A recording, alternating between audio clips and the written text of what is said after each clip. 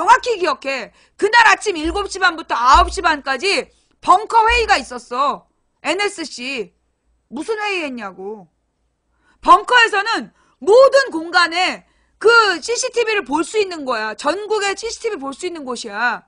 그리고 무엇보다 여러분 어저께인가 무슨 뉴스에 나오던데 JTBC에서 나왔나? 진도 VTS에다가 지금 구조 작업해야 되는데 아침에 아침에 그 바쁜 시간에 10시인가 9시 50분부터 하여튼 그 너무너무 바빠하고 구조해야 되는데 계속 영상 키라고 그런 거. VIP가 영상을 원한다. 그거 기억나요? 지금 VIP를 보여줘야 되니까 영상 대기하라고. 그 얘기를 아침에 그게 그 아침 10시 전이야. 아침 10시 전에 그 얘기를 계속 물어본단 말이야. 근데 그 막 전화 받는 애가 지금 구조를 해야 돼서 지금 구조 지시를 해야 돼서 그런데 아니 그러니까 그 영상은 어떻게 된 거냐고 계속 물어보잖아. 그런데 중요한 건 그 VIP라는 년이 아니 VIP라는 그것이 2시 넘어서 알았다. 그럼 그때 본 VIP는 누구냐고. 그 영상을 틀으라고 그런 것들은 누구냐고. 그게 중요한 거야. 그것이 알고 싶다 해도 나왔어요? 정말로 중요한 건 그 시간 그 벙커에서 회의가 아침에 7시 반부터 회의가 열려서 9시 반에 끝나. 그래놓고 걔네들이 나와갖고 뭐라 그러냐면 자기네들이 회의를 하느라고 세월호 얘기를 몰랐다. 나와서 그 YTN 뉴스 보고 알았다. 그런 거짓말 한단 말이야. 그런데 그 9시 반이 뭔지 알아요? 9시 28분이 선원들이 전원 구조된 시간이야. 9시 16분부터 28분까지가 선원들이 구조되는 장면이고 그게 영상으로 찍혀 있는 거야. 우리 잘 생각해 보자고. 그거 맞잖아. 그리고 그 선원들이 전부 다 구조된 다음에 걔네들이 NSC에서 나온 거야. 시간상 그렇다니까?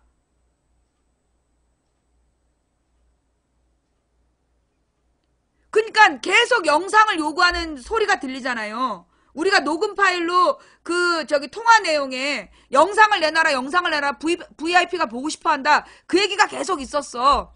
그런데 VIP라고 얘기하는 박근혜는 몰랐다는 거 아니야. 그날 2시까지. 그러면 도대체 오전에 그 바쁜 구조 시간에 영상을 요구한 것들은 누구냐고.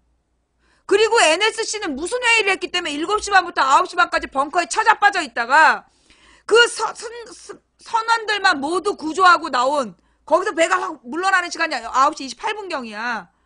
그 뒤에 거기서 나왔냐고. 그리고 그 1시간 동안에 애들이 전부 다 수장됐는데 아무런 조치도 안 해. 누구야? 그 영상 본 거.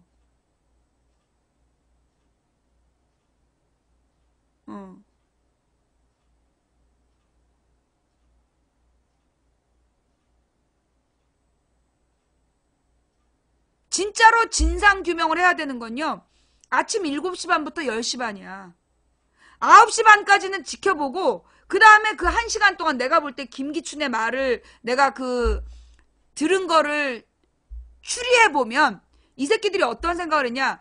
얘네들은 선장하고 승무원들만 빼돌린 거야. 얘네들이 기자나 누구한테 거기 과적했단 얘기, 그 제주도로 보내는 철근 과적한 얘기 그거 숨기려고 걔네들만 빼돌린 거야. 그리고 나머지는 구조할 줄 알았던 거야. 내가 볼 때 김기춘 얘기에서 나는 그걸 봤어. 그해 여름에 김기춘이 나와서 7,000톤이나 되는 배가 그렇게 쉽게 가라앉을 수가 없다라고 얘기하는 그 얼굴은 진심이었어. 뭐냐? 이 새끼들은 선장하고 승무원만 빼돌리고 나머지 구조팀이 전원 구조할 거라고 생각하고 자리를 뜬 거야. 그런데 그 1시간 동안 가만히 있으라 이후에 어떤 지시도 없었던 거야. 선장과 승무원이 빠져나가기 전에 가만히 있으라고 지시를 내렸어. 그리고 9시 반 이후로 방송이 없어. 그렇잖아요.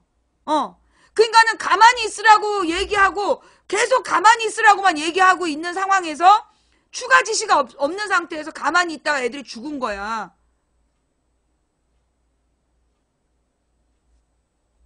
망치 부인이 홍준표를 닮았어? 가서 눈 검사를 하든지 뇌 검사를 해봐. 맨 처음에 가만히 있으란 지시를 내린 놈을 찾아야 돼. 맨 처음에 단원고 학생들더러 가만히 있으라고 지시를 내린 놈이 누구냐? 맨 처음에 그 지시, 그 여자, 가만히 있으라고 특히 단원고 학생들 가만히 있으세요라고 했던 그 여자, 걔 살아있어. 걔 찾아내서 누구 지시를 받고 그렇게 얘기했는지 그거 찾아내야 돼. 그 가만히 있으란 지시를 10시 반까지 하다 애들이 죽은 거야. 완전히 가라앉아서. 맨 처음에 가만히 있으라고 지시했던 그 새끼가 누군지를 찾아내야 돼.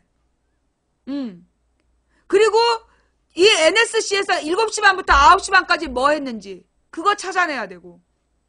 내가 볼 때 청와대 압수수색의 핵심은 그거야. 아침 7시 반부터 9시 반까지 NSC에서 뭐 했는지. 그때 다른 거 아무것도 없었어. 뭐 전쟁 얘기도 없었고 NSC가 뭐 일 하등의 이유가 없었다고. 세월호 사건 말고. 9시 반에 승무원을 다 빼돌린 다음에 전원 바깥으로 나오라고 했으면 애들 다 살았어. 9시 반에만 나오라고 했어도 애들 다 살았다고. 그런데 10시 반까지 가만히 있으라고 해서 애들이 죽은 거야. 그러니까 가만히 있으라고 얘기한 걸 잡아야 되는 거야. 그걸 찾아서 누구의 지시로 가만히 있으라고 했느냐. 그 지시를 내린 게 누구냐를 찾아야지. 그게 진상규명이야. 그리고 지금 인양이라는 거, 인양의 목적은 미수습자 수습이잖아. 그죠? 예. 세월호 인양의 목적은 미수습자 수습이야. 미수습자로 수습하지 못하면 이거는 박근혜를 난 사형시켜야 된다고 봐. 왜? 이틀이면 건지는데. 이틀이면 건지는데 3년 동안 안 건졌잖아. 3년 동안 유실되도록 냅둔 책임을 박근혜가 져야지. 김기춘 박근혜를 사형시켜야 된다고 봐. 배를 안 건진 거잖아. 이제까지 청문회 때도 탄핵 심판 때인가? 최순실이 세월호의 노란색도 싫어했다고. 그래서 안 건진 거 아니냐고. 내가 오늘 점심을 먹는데 어떤 사람이 그러더라고. 저거 박근혜가 내려가니까 박근혜가 파면당하니까 세월호가 올라오네. 어떤 사람이 그렇게 얘기를 해. 그러니까 그 맞은편에 있는 사람이 일부러 안 건진 거지. 그래서 둘이서 막 욕을 하더라고. 그게 국민 정서야. 국민 정서상 이거는 박근혜가 안 건진 거다. 박근혜가 깔고 앉아있어서 3년 동안 못 건진 거야. 박근혜가 파면 당하자마자 건져 올린 거 아니야. 그죠? 지금 국민들이 다 똑같이 그렇게 얘기해. 박근혜가 못 건진 게 한 거다. 그래서 박근혜가 잘리니까 건져 올린 거다. 전 국민이 다 알아. 그런데 이 건져 올리는 시점에는 내가 볼 때 틀림없이 황교안 내각에 일정 맞춤이 난 있었다고 봐. 검찰에서 박근혜를 소환하는 시점과 그 다음에 세월호를 인양하는 시점이 나는 회의를 통해서 이거 일부러 맞춘 거 아니냐. 그래서 검찰 조사받고 나오면 이거 검찰에서 조사받으면 일선 검사 100%가 구속시켜야 된다 그래. 박근혜를. 그지? 조국 교수가 그랬잖아. 일선 검사들 100%가 구속 사유라고 얘기했다. 그런데 구속 뉴스 어디 갔어? 박근혜 구속 뉴스 어디 갔어? 100%가 구속시켜야 된다는데 박근혜 구속시켜야 된다는 그 뉴스 어디 갔냐고.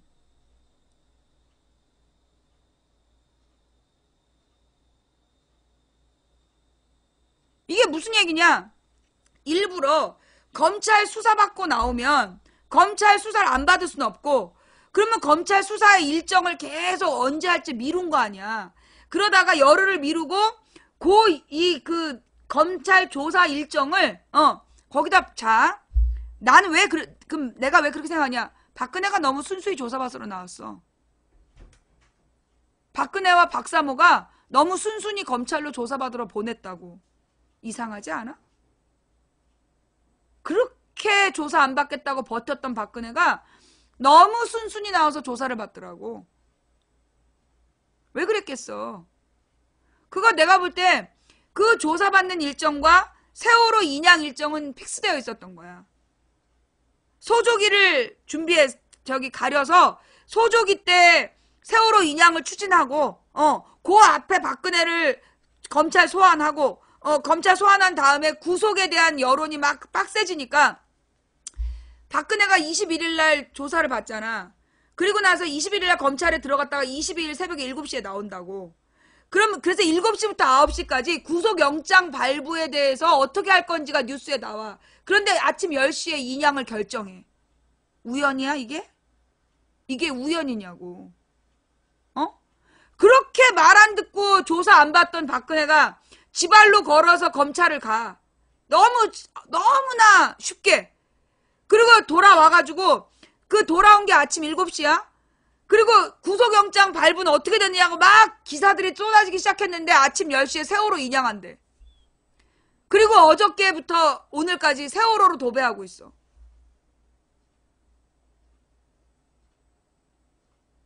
웃으면서 귀가하고.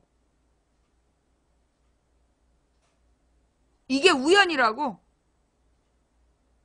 우연일 수가 없지. 적어도 황교안은 알았겠지. 안 그래요? 적어도 황교안은 알았지. 검찰이 언제 박근혜 소환할지, 그리고 세월을 언제 인양할지. 몰랐다면 등신이고 알았다면 공범이고. 그치? 그렇잖아.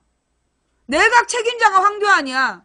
황교안 밑에 법무부 장관, 법무부 장관 밑에 검찰, 검찰에서 박근혜 소환한 일정 황교안이 알 수밖에 없어. 모르면 등신이야.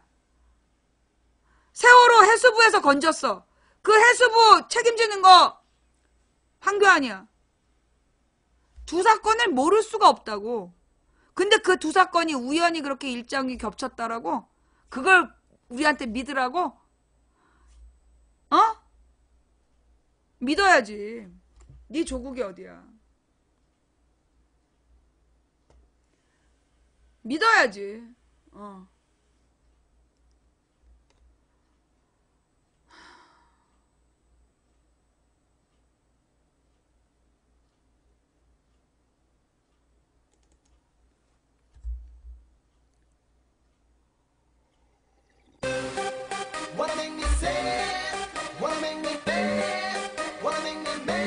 개 같은 년 끝까지 세월호 이용하네. 잠깐만요.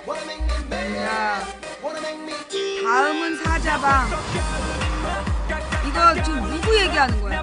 개 같은 년 끝까지 세월호 이용하네. 박근혜 얘기하는 거야? 지금 주어 없이 이렇게 얘기하면 이건 나한테 욕하는 거나 마찬가지예요. 예? 박근혜라고 얘기를 해도 그러면 당신은 박근혜한테 욕을 한 거야. 우리 방송이 그렇게 아무나 욕하는 방이냐고. 네가 일배야? 어디다 대고 개같은 년이야. 블랙이야. 32번째 블랙리스트에 오르셨습니다.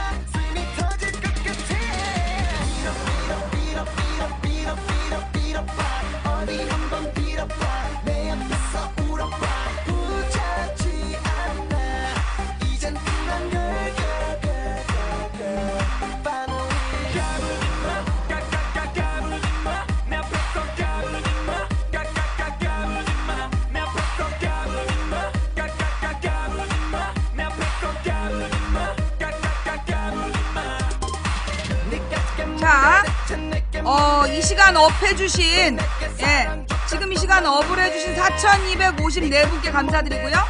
현재 시청하고 있는 시청자는 5,966명.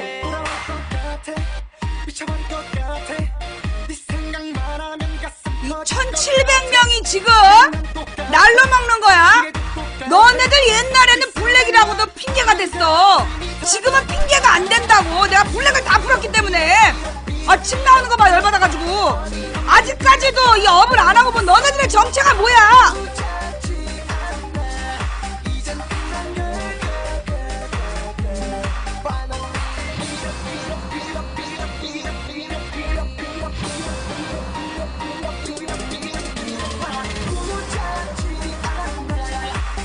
자발적으로 업을 해주신 4,767분께 감사드리고요. 예, 아직도 뻔뻔스럽게 업을 안 하고 보고 있는 일부 몰지각한 시청자 여러분, 오늘 밤에 난처한 일을 겪을 거예요.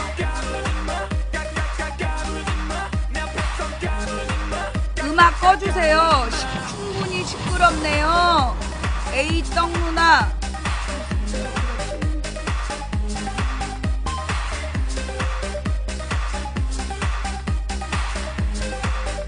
어따 대고 시킴질이야.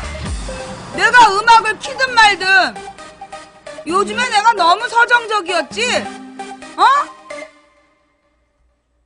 어따 대고 음악을 꺼주세요야. 내가 음악 듣겠다는데. 버르장머리 없이. 우리 방에서 절대 금지되어 있는 거 시킴질이야. 망치 부인한테 뭐 해주세요 이런 거. 뒤지고 싶어 환장하지 않으면 그런 짓 하면 안 돼. 삼족을 블랙 걸어. 그 다음에 사교질이야. 지네들끼리 막 개인적인 안부를 물어봐. 그럼 블랙이야. 3대를 블랙 걸어. 그 다음에 이름 불러갖고 욕하는 짓거리, 그것도 블랙이야. 왜냐하면 꼭 이름 불러서 욕하는 애하고 이름 불려진 애하고는 한패야. 그래서 괜히 채팅창을 더럽히려는 목적으로 들어온 애들이기 때문에 사교질, 시킴질, 그 다음에 뭐 지적질 이런 거 다 금지야. 그 도배질, 똑같은 얘기 2번씩 하는 거, 그것도 2번부터 도배야. 그것도 블랙이야. 알지? 망치 부인 방송이 11년 동안 장수한 비결이지. 우리 방에서 절대 침묵질이 안 된다는 거. 이게 원래 그렇게 내가 오늘 아침 봤어. 몇 명이 서로 개인적인 안부 물어보는 거. 내 눈에 또 띄면 블랙이다. 내가 오늘 생방송을 위해서 내가 참은 건데, 내가 분명히 다시 말했어. 뭐 그때 다친 거 어떠세요? 이런 거 물어보지 마. 뭐 망부님 찾으러 다니다가 다치신 거요. 내가 위로 올라가서 누구한테 얘기한 건가 둘을 잡으려다가 내가 참았어. 오늘은 관대하려고. 생방 전이라서 내가 관대하려고 참았는데 오늘 이후로 안 돼. 나의 관대하면 그걸로 끝이야. 절대 그런 거 물어보지 마. 알았지? 망치님 부인님 보고 싶어서 눈알이 빠지셨다면서요. 그런 것도 묻지 마. 자, 그 다음에 이제 이 세월호 문제. 예. 이 세월호 문제에 가장 본질적으로 들어가 보면, 내가 아까 얘기했던 건 이 세월호 문제에서 우리가 중요하게 생각해야 되는 건 미수습자를 수습하는 거다. 그 다윤이 엄마 얘기한 대로 미수습자를 수습해야 인양이야. 못 찾으면, 그 시신을 찾지 못하면 그거 인양 아니야. 박근혜, 황교안, 박근혜, 황교안, 김기춘 이런 것도 전부 다 사형시켜야 돼. 그 다음에 3시간이 중요해. 아침 7시 반부터 10시 반까지. 세월호 그날 당일 2014년 4월 16일 아침 7시 반부터 10시 반까지 NSC에서 무슨 회의했냐. 이거 찾아내야 돼. 그리고 왜 승무원만 빼돌렸냐. 그게 1, 2, 3, 3정, 1, 2, 3정 걔 정장 맘대로 됐겠어? 상부 지시 때문이지? 어떤 새끼 지시로 그것들 빼돌렸는지 이거 조사 안 됐어요. 그죠? 예. 요 세월호 3시간, 그리고 이 뭐라 그러냐, 미수습자 수습, 이게 지금 핵심이야. 나는 박근혜 7시간에 관심 없다니까. 머리를 올렸다 풀었다 미친 짓거리 했든지 말든지 상관없어. 이미 뒤집어졌는데 어떡할 거야. 뒤집어지기 전에 충분히 구할 수 있는 3시간. 그때 뭐 했냐고. 아침 9시면 공무원 출근하는 시간이야. 1시간 반 동안 뭐 했냐고. 응? 3시간이 너무 부담스러우면 1시간 반 동안 뭐 했냐고. 청와대에서. 너네 그거 전수조사 받아야 돼. 청와대 청소하는 사람들까지 전수조사 받아야 돼. 그날 아침 9시부터 10시 반까지 뭐 했는지. 그리고 그날 NSC 7시 반부터 9시 반까지 뭐 했는지 그 기록 내놔야 돼. 박근혜가 뭐 했는지 관심 없어.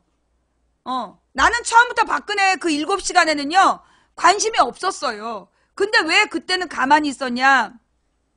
우리 국민들이 세월호에 대한 불만, 그걸로 박근혜 탄핵을 바랬기 때문에 나도 그냥 가만히 침묵했을 뿐이야.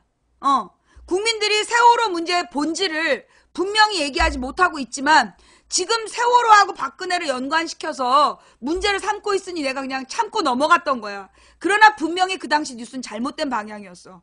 어떻게 아침 7시 반부터 10시 반까지를 아무도 보도하지 않냐고. 이상하지 않아요? 모든 언론이 짠 것처럼 어떻게 그날 당일 아침 7시 반부터 10시 반까지 어떤 조치가 내려졌는지에 대해서 왜 아무도 보도를 안 하느냐고. 그게 탄핵 사유야. 10시 반부터 5시 반까지 잤는지 자빠져 자고 드라마를 보고 머리를 올렸다 풀었다 아무 무슨 짓을 했든지 상관없어. 정부가 움직이는 9시부터 10시 반까지 구할 수 있었잖아. 그때 안 구한 거 그게 중심이야. 왜 그걸 아무도 보도하지 않았는지 나는 그게 지금도 이해가 안 돼. 그죠?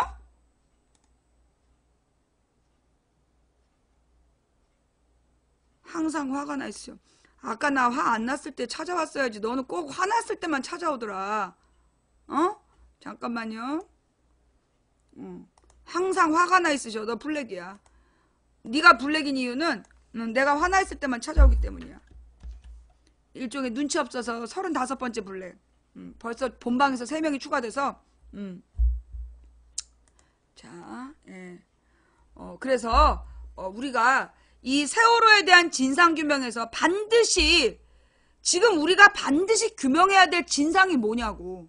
여러분 세월호 진상을 규명하라 그래놓고 또 7시간 얘기만 하려고? 내가 지금 묻고 싶은 거야. 세월호 진상 규명하라고 얘기하면서 박근혜 7시간 얘기하려는 거 아니야. 나는 박근혜 7시간에 관심 없다니까? 우리가 규명해야 될 세월호의 진실은 박근혜 7시간이 아니야. 구조할 수 있는데 구조하지 않은 9시부터 10시 반까지 그때가 진상규명 대상이라니까? 맨 처음에 배가 기울었던 7시 반부터 10시 반까지 그 3시간이 진상규명 대상이에요. 근데 박주민도 그 얘기 안 해. 그지? 세월호 특조위에서도 그 얘기를 안 해. 왜 그러냐고. 왜 어떤 뉴스도 그 얘기를 안 하느냔 말이야. 그리고 또 진상규명한다고 문재인 정부 들어서서 7시간 동안 박근혜가 머리를 몇 번 올렸네 말았네. 보톡스를 맞았네 말았네.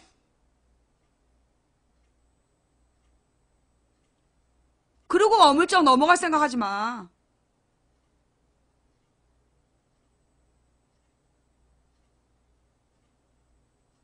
그 7시간은요 아무런 중요한 거 아니에요. 그 3시간이야. 애들을 구할 수 있었던 진짜 골든타임 3시간. 그 골든타임은 3시간인데 왜 자꾸 7시간이라고 얘기하느냐.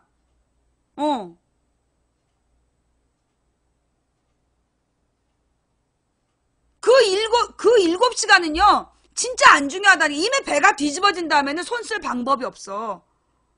예.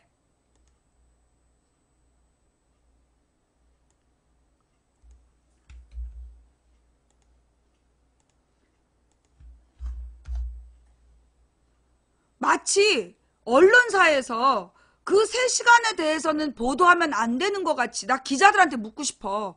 혹시 기자들한테 그런 지시가 내려왔는지. 아침 7시 반부터 10시 반까지 세월호의 그 3시간에 대해서는 질문도 하지 말라는 무슨 지시가 있었는지. 나는 그게 진짜 궁금하다니까. 왜 어떤 언론도 그걸 보도하지 않는지. 왜 어떤 언론도 그걸 문제 삼지 않는지. 나는 그게 이해가 안 돼. 여러분 제가 지금 미친 거예요? 제가 지금 미친 거예요? 여러분 안 궁금해요? 맨 처음에 배가 기울기 시작한 아침 7시 반부터 애들이 신고한 게 8시잖아. 8시 30분인가 애들이 119에 처음 신고한다고. 그때부터라도 뭔가 작동이 됐어야 되는데 안 된 거잖아. 그로부터 2시간이 지나서 배가 뒤집어졌는데 2시간 동안에 10분이면 구조할 수 있는 애들을 왜 구조하지 않았는지, 왜 그 시간에 대해서 아무도 묻질 않냐고. 또 박근혜 보톡스 얘기하면서 7시간으로 때우려는 거야? 나는 진짜 이해가 안 돼. 왜 모든 언론이 짠 것처럼 그 3시간에 대해서 아무도 얘기하지 않는지.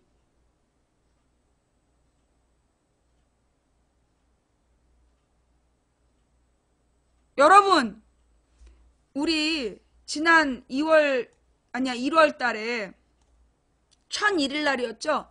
1000일이 지나서 1000일과 첫 번째 날, 1000일이 지난 첫 번째 날 우리가 세월호를 건지자. 예. 우리가 세월호를 인양해야 된다. 이걸 우리가 목표로 삼았잖아요. 그죠? 예. 우리가 세월호를 이모티콘 3개라서 블랙이야. 우리가 세월호를 인양해야 된다 선포를 했잖아요. 근데 그 선포하기 전에 어땠어? 김진태 같은 것들이 아니구나. 김진태 아닌가? 누구야? 세월호 차라리 안 건지는 게 낫다. 세월호 차라리 안 건지는 게 낫다. 라고 얘기하는 것들이 있었잖아. 그래서 우리가 세월호를 인양해야 된다. 그 김진태 맞지? 세월호를 인양해야 된다라고 선포를 했어요. 그죠? 그 세월호를 인양하라고 선포를 하고 그리고 100일이 안 된 상태에서 지금 세월호가 인양되고 있어. 그죠? 어떻게 인양된 거야 이거? 여러분이 다 같이 기도했기 때문이죠. 그죠? 예. 여러분이 다 같이 기도해서 여러분이 다 같이 기도해서 그 세월호가 인양이 된 거예요.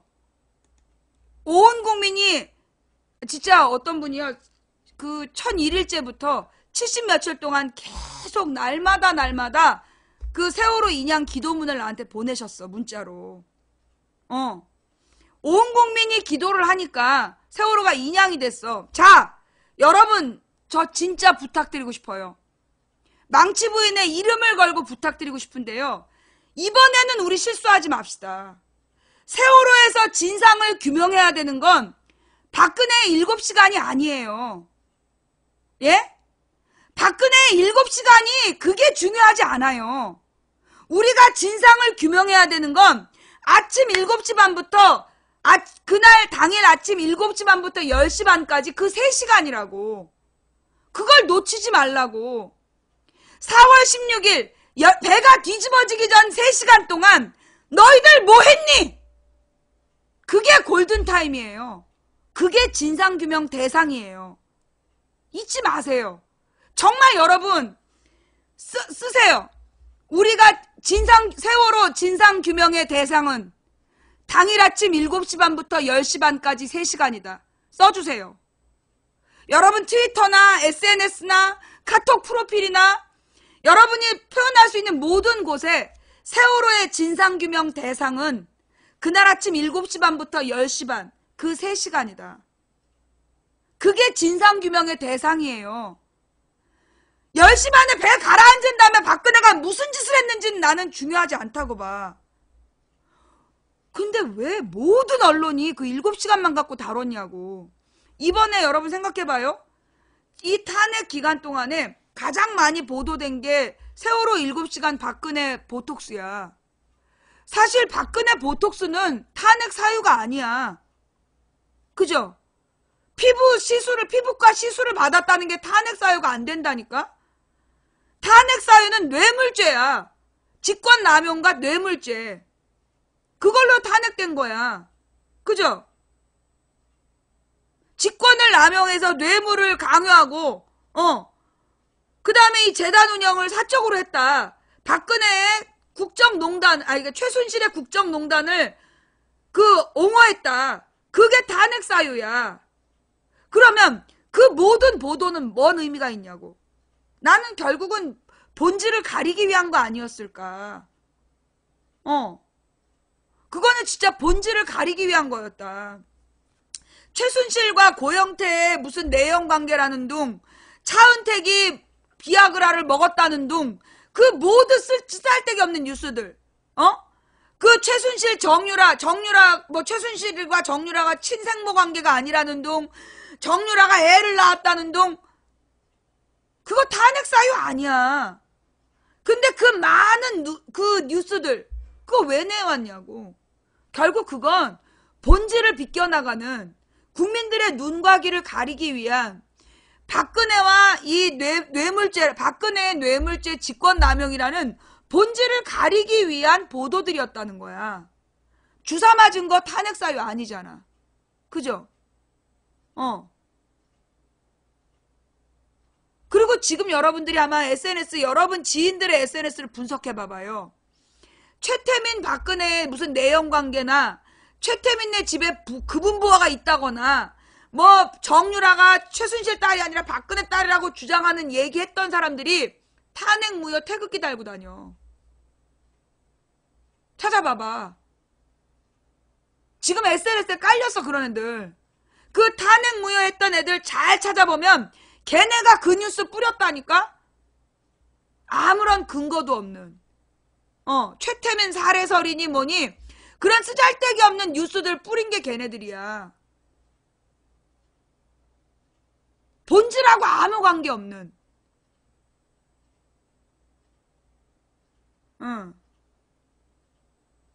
본질은 세월호의 진상규명의 본질은 3시간이야. 그날 아침 3시간. 배가 뒤집어지기 전 3시간 너네 뭐 했니? 난 대한민국 공무원 전수조사해야 된다고 봐. 해수부, 그 다음에 해경. 나는 대한민국의 공무원들이 만약에 100만 명이면 100만 명 전수조사해야 된다고 봐. 그날 아침 3시간. 그 3시간 동안에 뭐 했는지 조사하는 게 나는 진상규명이라고 봐. 이거 봐라. 또 선장을 불러서 진상조사하고 언론에 공개하라. 이런 게 바로 물타기죠. 선장은 지시만 받은 애야. 이미 선장은 불 거 다 불었어. 그런데 이런 식으로 선장과 승무원에게 모든 책임을 모는 놈들. 내가 4월 16일 날 방송한 내용이 유튜브에 있을 거야. 그게 내가 4월 16일 아침에 10시 반인가 11시부터 방송을 했어. 근데 그 아침 11시에 내가 방송하면서 그걸 물어보는 장면이 나와. 10시 반, 11시 반쯤에 선장하고 승무원들만 도망갔다고 누가 물어봐. 그러니까 내가 그걸 물어봐요. 야, 그런 뉴스 없는데 너네 어디서 나왔냐? 그거 방송에 있죠? 그 장면 있죠? 아닌가? 그때 우리 채팅하는 아침 시간이었나? 아침에 10시 반인가에 10시 반에서 11시 반 사이야. 그때 우리 방 채팅창에 3명이 선장하고 승무원들만 탈출했다는 얘기가 올라와요. 근데 그게 보도가 없었어. 예. 아무도 음성으로 있죠. 음성으로 내가 영상으로 있죠. 그죠? 내가 그때 야 뉴스에 어디도 보도가 없는데 너네 뭐 믿고 그러냐? 무슨 근거로 그러냐? 내가 물어보잖아. 근데 걔네들이 갑자기 딱 사라져. 뉴스를 검색해 봤는데 선장하고 승무원이 갔다는 따로 구조받았다는 뉴스가 없다. 그게 아침에 정확하게 11시 반 이전이야. 왜 내가 그걸 기억하느냐 하면 11시 반 이전에 구조된 사람들이 아무도 무트로 오지 못했어. 거기 현장 상황이 알려진 게 11시 반 이후라고. 그런데 11시 반 이전에 우리 채팅창에 선장과 승무원만 도망갔다라는 글이 올라왔다니까. 선장과 승무원만 도망갔다는 걸 너네 어떻게 알았냐고. 그 도망갔다고 얘기한 3명 너네 누구냐고. 그 다음 여러분 잘 생각해봐요. 그 다음날 MBN에서 여기가 선장이 돈을 말리던 침대다 그러면서 돌침대 보여주는 거 기억나요? MBN이었어. MBN에 젊은 의사가 나타나서 그 돌침대를 보여주면서 이 침대가 선장이 돈을 말리던 침대다라고 설명한 장면이 나와요. 두 번째 날 세월호 사건 다음 날이야. 그런데 진실은 선장은 당일날 해경 집에서 잤잖아. 그지? 해경 집에서 자. 그러니까 그 병원에서 돈을 말릴 기회가 없었다는 거야. 그러면 그것도 거짓 뉴스야. 맨 처음에 MBN에서 보도하고 그걸 다른 뉴스들이 받았어. 그거 다른 뉴스들이 다 받아가지고 보도한 거야. 첫 보도는 MBN에서 나왔어. 자, 여러분 우리가 선장이 탈출한 장면 영상으로 봤어. 걔 빤스바람으로 나와. 빤스바람으로 물에 안 젖으려고 발가락으로 막 이렇게 해가지고 그 배에서 또르륵 내려와가지고 해군 구조정으로 옮겼다. 젖을 기회가 없었다니까? 그런데 여기가 선장이 돈 말리던 곳이다라는 보도 왜 나왔냐고. 목적이 뭐야? 그 보도의 목적은 모든 분노를 선장과 승무원에게 돌리고, 근데 내가 끝까지 물고 늘어졌거든. 이건 말이 앞뒤가 안 맞다. 선장과 승무원이 비정규직이었다라고 내가 밀어붙이니까 그래서 4월 20일부터 나온 게 유병원이야. 그래서 유병원만 잡으면 된다. 그러면서 한 달을 넘게 보도했는데 유병원의 신병 확보가 안 됐다는 거야.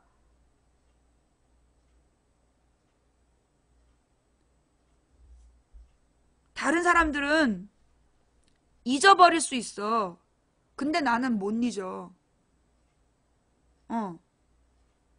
그거 나는 내가 뉴스를 했던 영상도 있잖아, 유튜브에. 선장 사형 아니에요. 사형 아니고 무기징역 받았어. 구형을, 검찰에서 구형을 사형이라고 때렸는데 그 무기징역을 받았고 지금 그 무기징역을 살고 있는데요. 나는 내가 볼 때 이 사건 잠잠해지면 선장은 뒤집어 쓴 사람이야.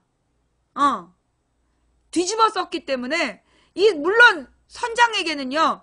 솔직히 얘기해가지고 그 구조에 책임이 있다. 그러면서 그 선장한테 무기징역을 때렸잖아. 나는 이준석 선장이 왜 그러는지 이해를 못하겠어. 선장의 구조 책임은요. 박근혜가 없애버렸어요. 예. 원래 이 선장에게는 안전점검 의무 규정이라는 게 있었다고. 그런데 그 규정을 없애버린 게 박근혜야.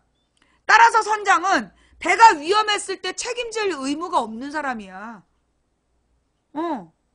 그런데 선장한테 모든 걸 덮어씌워서 선장 하나 무기징역 때리고 넘어간 거 아니야. 지랄을 하고 있지. 지랄을 한 거야.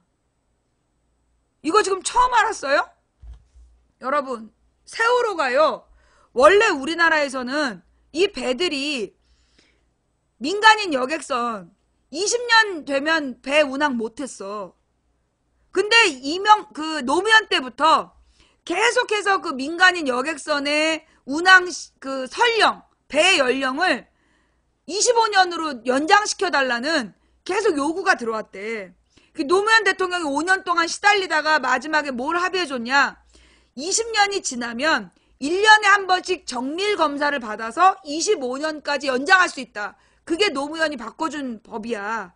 그리고 원칙은 20년에 배를 은퇴시켜야 되는 거야. 그런데 이명박이 대통령이 되자마자 그 규정을 없앴어. 정밀 검사 없이 30년 운행 연장 운행으로. 그래서 유병언니가 세월호를 사온 거야. 그러니까 세월호 사건의 1차적 책임은 이명박에게 있는 거야. 이명박이 30년으로 늘려주지 않았으면 민간인 여객선의 설령을 그 운행할 수 있는 연한을 30년으로 늘려주지 않았으면 세월호 사건은 일어나지 않았어. 첫째 책임은 그래서 이명박에게 있는 거야. 두 번째, 그날 그 배는 규정보다 많은 이 화물을 싣고, 원래 900톤밖에 못 실는 배였는데 2000톤을 넘게 싣고 간 거 아니야. 그 중에 1300톤인가가 과적이야. 1300톤 중에 400톤이 철근이었고, 제주 해군기지로 가는. 좌우지간 그게 그런 상태면 선박의 운항을 거부할 수 있는 권한이 안전점검 의무 규정인데 그 규정을 없앤 게 박근혜야. 그래서 세월호 사고가 박근혜 책임이냐? 박근혜 책임이야. 원래 모든 선장이 그렇게 과적이 되어 있고 고정 결박이 제대로 안 돼 있으면 출항을 거부할 권한이 있었는데 그 권한을 없앴다니까 박근혜가? 2013년 8월에? 그러니까 세월호의 두 번째 책임자는 박근혜 본인이야. 본인이 그 규정을 없앴기 때문에 세월호 사고가 일어난 거야. 왜? 그 당시에 검찰의 조사 내용이 뭐였냐면 과적과 그 과적된 화물이 고정 결박이 안 된 상태에서 한쪽으로 실구러져서 균형을 잃고 배가 침몰했다. 검찰의 공식 발표 내용이야. 그러니까 박근혜가 범인이라니까. 세월호의 두 번째 책임자는 박근혜야. 첫 번째가 이명박이고 30년으로 연장한 이명박. 그 다음에 선장의 안전점검 의무를 없앤 박근혜. 둘이 공범이야. 그 밖에 이 배가 잘못 고쳐졌어. 원래 증축하면 안 되는데 증축을 했다고. 그래서 사고가 난 거야. 증축이 돼서 균형을 잃은 배를 운항 허가를 내주는 게 한국선급이라는 데야. 근데 이 한국선급이 언제 만들어졌냐? 박정희 때 만들어져. 그래서 그 뒤에 모두 잘못 만들어진 배 사고는 전부 한국선급 책임이야. 그런데 이 한국선급이 독점적으로 배 운항 허가를 내줘. 40년 동안. 이 한국선급이 세 번째 범인이야. 네 번째로는 누구냐? 선주연합이야. 이게 선주들이 이 원래 모든 민간인 여객선이 매달 한 번씩 그 안전점검을 받아야 돼. 그런데 그 안전점검 돈이 아까우니까 페이퍼 컴퍼니를 만들었어. 그래갖고 안전점검을 받았다라고 가짜로 허가서를 그 심사증을 다 발부했어. 이 새끼들이 네 번째 범인이야. 선주연합이. 응. 그게 해운조합이라고 공식 명칭이죠. 그런데 해운조합이 라디오에 뉴스도 해. 이미지 뉴스. 씨발 지네가 무슨 한상들 어쩌고 저쩌고 무슨 대한의 어를 어쩌고 저쩌고 개 지랄 연병을 떨면서 해운조합. 이것들 이거 범인이야. 그 다음에 누가 범인이냐? 국회의원들. 그 중에서도 특히 그 순환구호법. 순환구호법이라는 걸 만든 국회의원들. 얘네가 범인이야. 새누리당의 어떤 국회의원은 그 선주들이 보내주는 그 고급 크루즈 여행, 몇 억짜리 크루즈 여행이래. 그걸 7번인가 갔다며. 그 크루즈 여행이 몇 억짜리인지 우린 몰랐어. 근데 이번에 그 조선일보에 무슨 논설 주간이 잘리면서 보니까 2억이라며. 15일에 2억짜리 크루즈. 그거를 7번이나 갔다 온 저기 국회의원이 있어. 세월호 증거인멸 해운조합 인천지부장 징역형. 해운조합의 인천지부장이 세월호의 증거를 인멸했나 보죠? 저 얘기는 내가 못 봤던 뉴스다. 7월달의 뉴스. 저것 좀요 함께 있는 뉴스에 올려주세요. 그 순환구호법이라는 걸 만들기 위해서 그 국회의원들을 그 고급 크루즈 여행을 보내주면서 로비를 한 거야. 그러면 그 순환구호법이 뭐냐? 자, 해난 사고가 나면 인명을 구조하는 법이 아니야. 순환구호법이라는 게 그게 인명을 구조하는 법이 아니라 해운 회사가 한 회사하고 계약을 맺어서 배를 인양할 수 있다. 왜냐? 그게 거기서 배를 인양하는데 수천억이 돈이 오고 간다는 거야. 그 돈 벌려고 만든 법이 순환구호법이래. 그래서 그 순환구호법에는 인명구조에 대한 어떤 조건도 없다는 거야. 그런 법을 만든 놈들, 선박 인양법이야. 선박 인양에 관한 법. 그걸 선주들이 만든 거야. 왜냐하면, 그게 이제 무슨 보험하고 관계가 있었나 봐. 그래서 그 법을 만들기 위해서 그 국회의원들을 로비를 해가지고 순환구호법을 통과시켜 놓은 거야. 그래서 맨 처음에 세월호 사건이 발생하자마자 여러분 그날 기억나세요? 크레인이 오고 있다. 그리고 삼성, 현대 이런 데에서 대형 크레인이 세월호 사건 현장으로 오고 있다. 그 뉴스 찾아봐. 그때 엄청 많았어.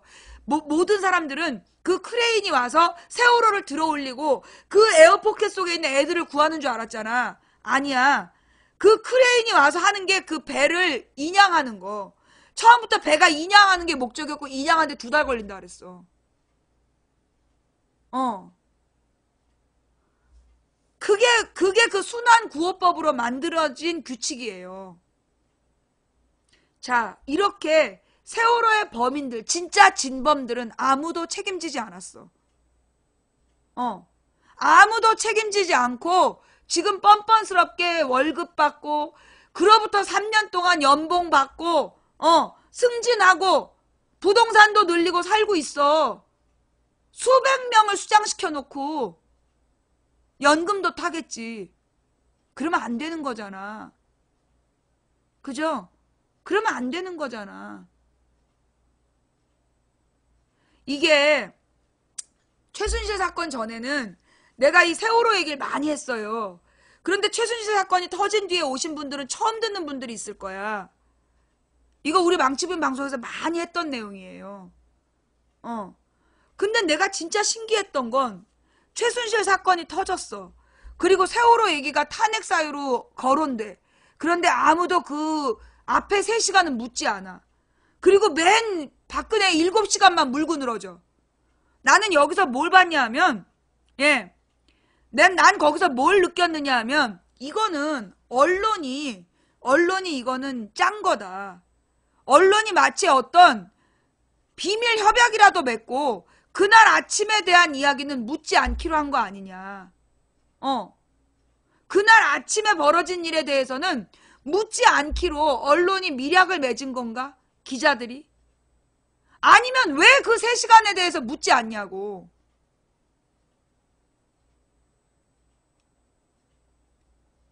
속보 금지라는 말 못 들었어?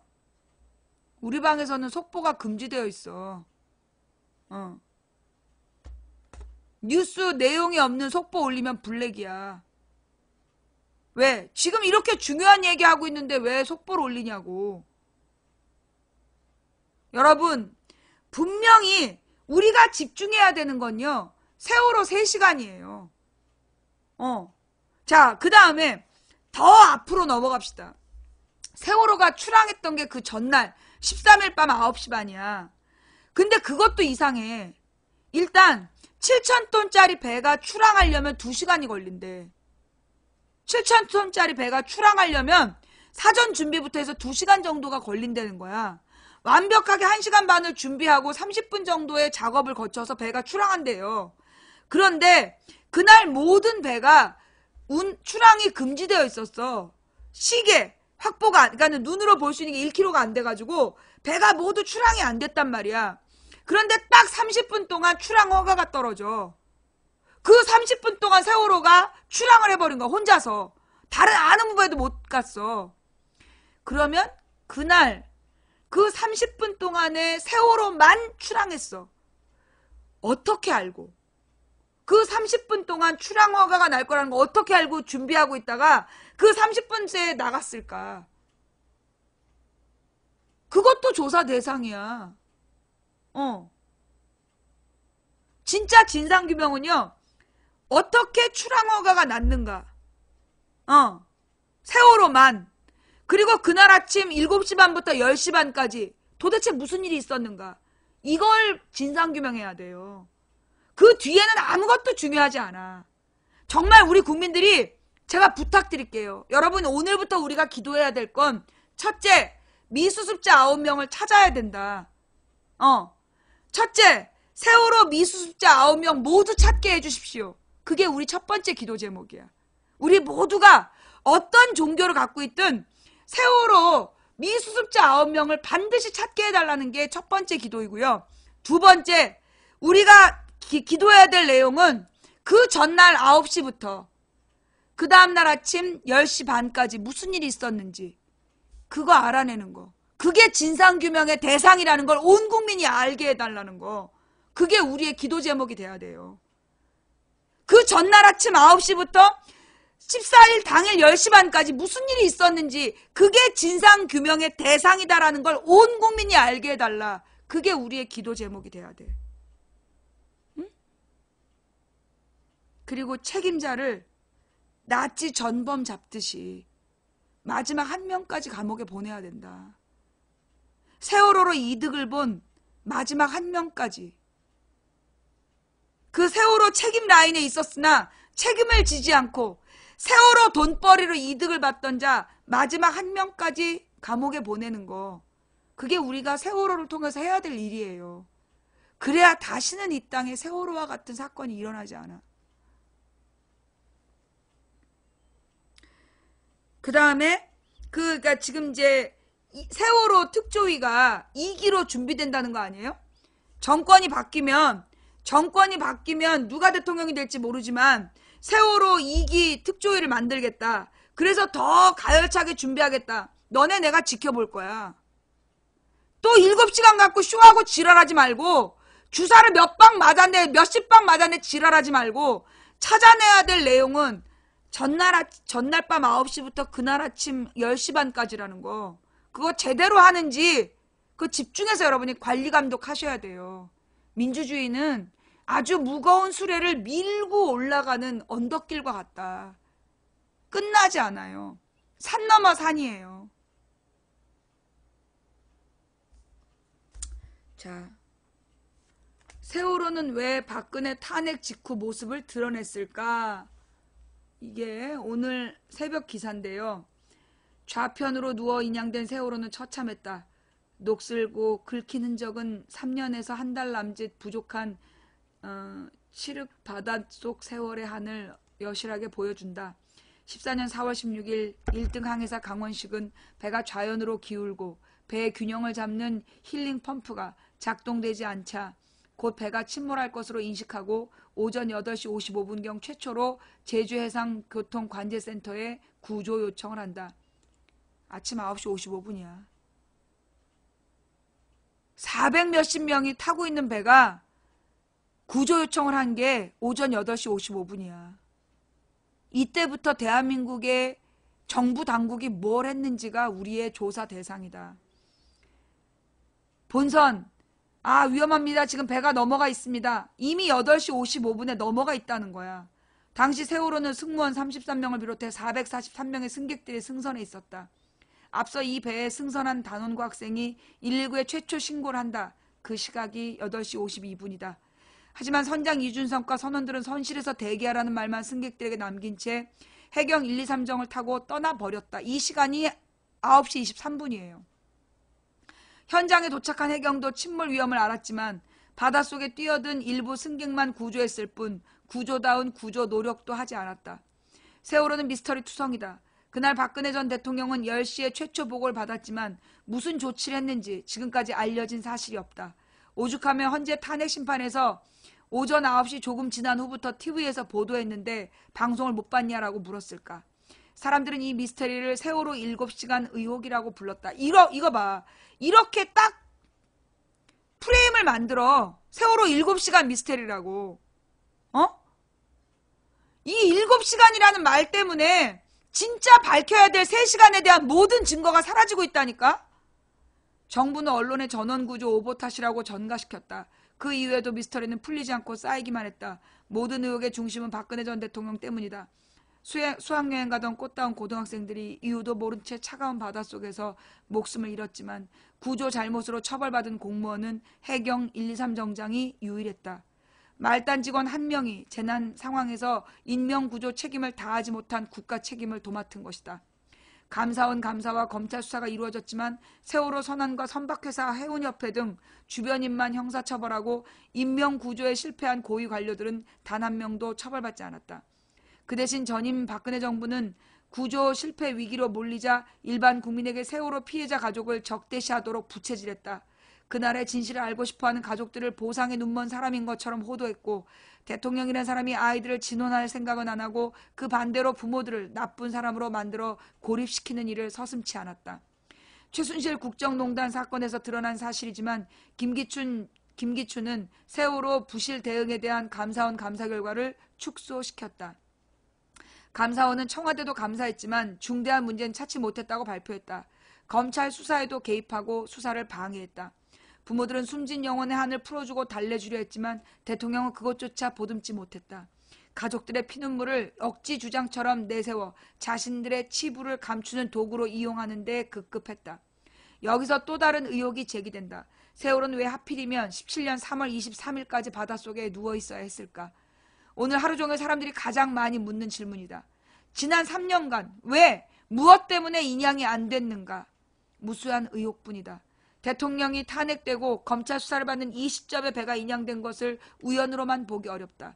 세월호 인양 작업을 보면 지난 3년간 특정 시점부터 언제든지 배를 인양할 수 있었지 않았는가 상식적으로 의문이 든다. 시험 인양이란 불과 2, 3일 배를 건져 올리는 걸 보면 정부가 무언가를 숨기고 있다는 개운치 않은 뒷맛을 갖게 된다. 혹시 해수부는 탄핵으로 대통령이 물러가고 새 정권이 들어서면 인양 책임론이 나올 것을 두려워해서 인양 시점을 3월 23일로 잡은 건 아닌지, 또 전 정권에서 인양 지연 압력을 받아오다 최순실 국정농단 사건으로 집권 세력이 사라지자 들어올린 건 아닌지 설명할 필요가 있다. 특히 작년 4월 총선 시점에서 세월호 인양이 가능했지만 집권 세력의 정치적 압력 때문에 인양이 지연된 진실의 힘을 만든 해수부 진실의 힘을 만든 그 답을 듣고 이런 식으로 진실의 그 다음에 중요한 건요. 요 상하이 상하이 셀비지? 이 상하이 셀비진가 뭔가라는 이 회사를 선정하는 과정이야. 이 상하이 셀비지라는 회사가 전혀 기술력도 없고 단지 돈이 싸다는 이유만으로 얘를 뽑았는데 실제로 얘가 처음에 써낸 돈보다 400억 이상이 더 들어갔어. 그럼 싸지도 않은데 이 회사를 왜 선택했냐는 거야. 일부러 기술이 없기 때문이 아니었냐. 실제로 지금 이번에 제킹 바지선? 제킹 바지선으로 건져 올린 게 그게 그 당시에 기술 1위였던 회사의 방법이었다며. 그 방법으로밖에 들어 올릴 수 없는데 왜 그 기술을 갖고 있지 않았던 상하이 셀비지를 선택했냐는 거야. 일부러 아니냐고. 일부러 못 건진 회사를 선택한 거 아니냐고. 그 상하이 셀비지를 선정한 놈, 그 책임자도 책임져야 돼요. 잡아 족쳐야 돼. 이 문제는 그 상하이 셀비지한테 맡겼기 때문이야. 또 다른 업체가요. 지금 이 제킹 바지선을 통한 이 방법, 이 기술을 맨 처음에 제안을 했다는 거야. 몇 년 전에. 근데 걔네들을 자르고 상하이 셀비지를 선택한 거야, 박근혜가. 정말 씨발이죠. 왜 그 상하이 셀비지를 선정했냐고. 그 선정한 책임자도 찾아서 책임을 물어야지. 왜 그 회사를 선정해서 3년 동안이나 배를 깔고 앉아 있었는지. 그 가족들이 나는 내가 이 세상에 태어나서 참 많은 사람들의 소원을 들었지만 내가 들은 소원 중에 가장 참혹한 소원이 유가족이 되고 싶다는 소원이었어. 죽은 자식의 시체를 찾아서 유가족이 되고 싶다고. 길거리에 서서 그 엄마가 지나가는 카메라를 향해서 내 아이의 시신을 찾아서 유가족이 되게 해주세요라고 울부짖는 모습을 대한민국 서울에서 보게 될 줄은 나는 상상도 못했어, 내가. 그렇게 해놓고 3년을 깔고 앉아 있었던 거야. 그 엄마가 자식의 시체를 찾고 싶다는데 3년 동안 안 건지고 있었던 거라니까? 이틀이면 건지면서?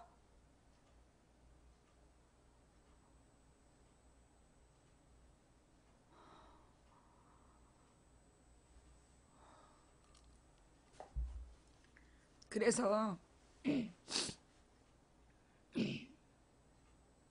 이제 시작이야. 세월호를 건져서 조각조각 내가지고 증거를 인멸하고 싶었다고? 차라리 건지지 말아야 된다고? 니들의 한 말에 대해서 책임을 다 물어야 돼. 책임을 다 묻게 될 거야. 차라리 죽고 싶다는 마음이 들 만큼 잔인하게 그 대가를 치르게 될 거야. 두고 봐. 죽는 게 나았다라는 자백이 나올 만큼 고통스럽게 그 책임을 지게 될 거야.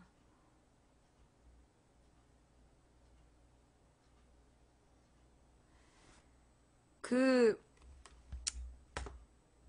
세월호 리본 구름 있잖아요. 예. 그 세월호 리본 구름 때문에 그 난리도 아니었어. 이게 조작이 아니냐. 많은 사람들이 이 세월호 리본 그룹이 조작이다라고 주장했는데 이게 조작이 아니었다. 이 구름을 다른 각도에서 찍은 사진도 발견이 됐어요. 예. 이게 이 구름을 다른 각도에서 찍은 사진이 또 발견이 됐어. 그래서 이게 이게 조작이 아니래요.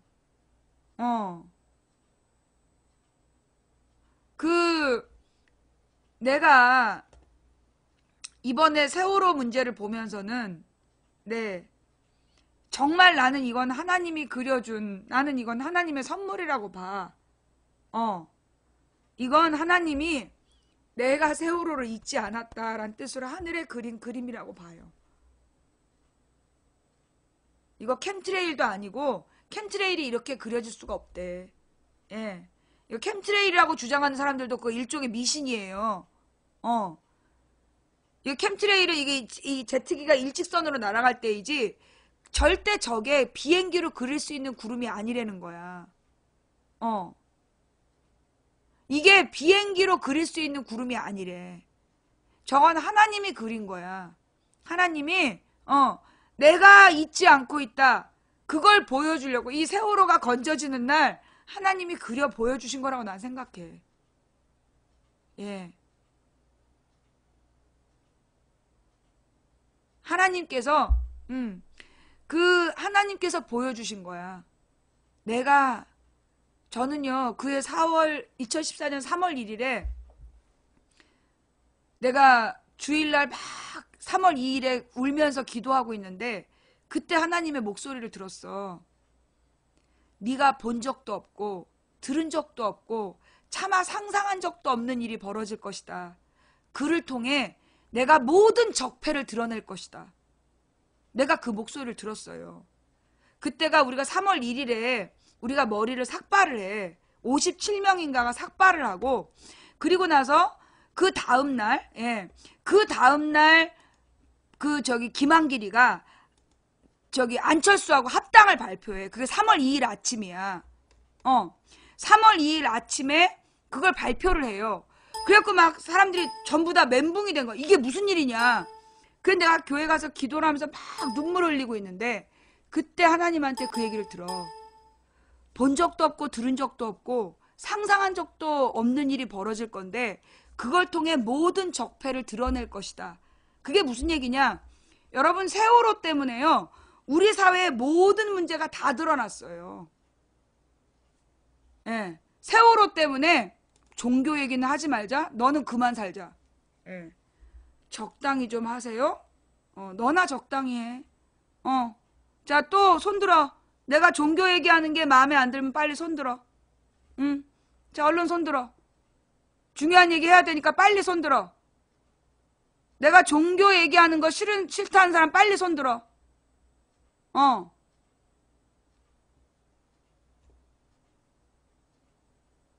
캠트레일은 저렇게 그려지지 않는데요. 위치가 다르대요. 예. 자, 없지? 중간에 떠들면 뒤져, 이제. 싫으면 나가. 이게요, 세월호 문제 전에는 내가 방송을 11년을 했잖아. 근데 내가 2007년부터 2014년까지 7년 동안 방송을 하는데 내가 언론의 문제점을 아무리 얘기해도 사람들이 안 믿었다니까. 동네 아줌마가 거실에서 하는 방송을 믿겠어? 아니면 교수 박사들이 대형 건물에서 하는 방송을 믿겠어? 당연히 언론을 믿지. 내 말을 안 믿었어. 그리고 내가 언론이 거짓말하고 있다 그럴 때 사람들이 나더러 다 미친년이라 그랬었어. 그 7년 동안. 그런데 그 세월호 사건 당일날 전원구조라고 오보가 나오잖아. 그래서 국민들이 전부 다 믿고 생활터전으로 돌아간 거야. 그리고 나서 2시간 만에 그게 오보였다는 게 들통이 나면서 그때 국민들이 다 순식간에 깨어났어. 나는 그걸 분명히 기억해. 그날 아침을 기억하는 게, 왜냐하면 내가 7년 동안 언론이 거짓말한다고 얘기를 했어. 안 믿었다니까. 다수 국민이 안 믿었어. 그런데 언론에서 전원구조라는 말이 나왔는데 그게 거짓말이었대. 그게 알려지자 국민들이 멘붕이 된 거야. 뭐? 언론에 나왔는데? 뉴스에 나왔어. 근데 뉴스에 나온 게 거짓말이라고. 그게 거짓말이라는 게 딱 들통이 나면서 이제 그 언론의 지배가 그날 끝났어요. 미디어의 지배가 그날 끝났어. 내가 분명히 얘기하는데 우리나라의 역사가 세월호 전과 후로 나뉘어져요. 그 전원 구조란 오보 전과 그 오보 다음으로 나뉘어져. 그 전에는 언론이 국민을 마음껏 주물렀어. 왜? 모든 초등학생들이 국어 시간에 배우는 말이 뉴스는 진실만 보도한다. 그래서 뉴스를 통해서 지배했던 거야. 대한뉴스를 통해서 박정일 영웅을 만들었고 그 조중동 뉴스로 노무현을 죽일 놈을 만들었고 그랬던 거야. 그래서 언론으로 지배하는, 그래서 언론이 밤의 대통령이었던 거야. 그 밤의 대통령의 권력이 무너진 날이 4월 14일 그 아침이야. 전원 구조라는 그 오보. 그 오보가 나온 다음에 국민들이 드디어 언론이 거짓말할 수 있다는 가능성을 깨달았어. 그날요, 내가 느낀 건 그때 이제 아프리카에서 모든 보도 뉴스들이 있었어. YTN이나 JTBC나 그때 다 아프리카에서 방송을 하고 있었어. 근데 그날 제일 많은 사람이 본 방송이 뭔지 알아요? 사건 당일날 4월 16일날 제일 많은 사람이 본 방송이 뭔지 알아? 내 방송이었어. 내 방송이었어. JTBC랑 YTN이랑 많은 방송들이 있었어요. YTN이 그때 5,000명 봤어. JTBC가 6,000명 봤고 내 거 7,000명 봤어 그날. 실시간으로 내 방송을 제일 많이 봤어요. 4월 16일 날, 14년 4월 16일 날 내 방송을 제일 많이 봤어. 그게 왜 그랬냐? 14년에 4.15 사건 당일날 왜 제일 많이 봤느냐 하면 내가 이제까지 언론에 대해서 언론의 문제점을 계속 얘기해 왔거든. 그러니까 언론이 거짓말하는 게 들통이 나니까 내 방송을 제일 많이 들으러 온 거야. 14년 4월 16일 날 그날 내 방송을 7,000명이 봐. 그때 JTBC랑 YTN보다 날 더 많이 봤어요. 그때 봤던 사람 기억나죠?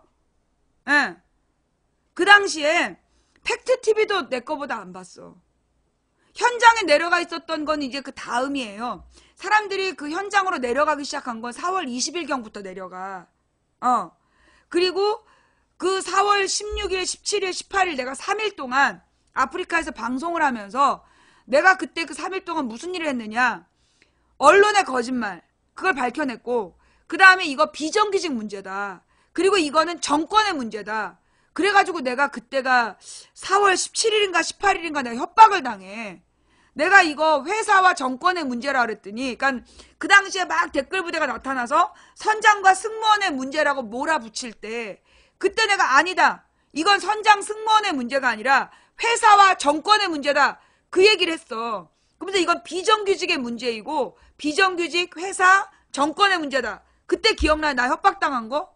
나더러 책임질 수 있냐고. 기억나? 나한테 이것들이 물어본 게 2번이야.